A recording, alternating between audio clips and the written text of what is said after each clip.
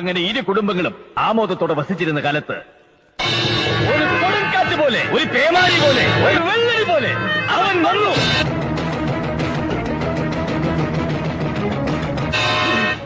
Madassery തമ്പിയെ ചതിച്ചതാണ്.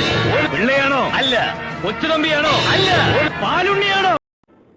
PV. Anwar നേരത്തെ ചില ആരോപണങ്ങൾ ഉന്നയിച്ചപ്പോൾ തന്നെ എന്താണ് അതിന്റെ പിന്നിലെന്ന സംശയമുണ്ടായിരുന്നു.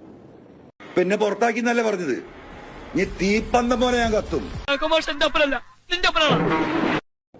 LDF-നും സർക്കാരിനും എതിരെ ഉന്നയിച്ച എല്ലാ അൻവറിന്റെ ആരോപണങ്ങളും തള്ളിക്കളയുകയാണ്.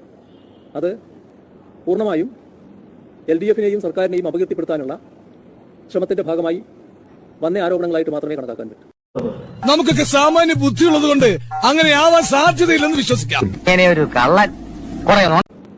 LDF-നെയും സർക്കാരിനെയും അപകീർത്തിപ്പെടുത്താനുള്ള ശ്രമത്തിന്റെ ഭാഗമായി വന്ന ആരോപണങ്ങളായിട്ട് മാത്രമേ കണക്കാക്കാൻ പറ്റൂ. ഇതും കൂടി കൂട്ടി 28,312 പ്രാവശ്യമാണ് ഞാൻ കേൾക്കണത്. ഇതിപ്പോ അന്ന് പോലെ പറഞ്ഞോണ്ടിരിക്കുന്ന ആരോ പറഞ്ഞ് പഠിപ്പിച്ചു വിട്ടാൽ മതി.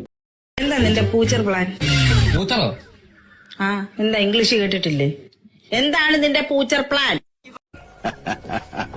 പെട്ടെന്ന് ഇങ്ങനെ ഒരു ട്വിസ്റ്റ് ഉണ്ടാകുമ്പോ ഒന്ന് വിറയ്ക്കും നന്ദഗോപാലും.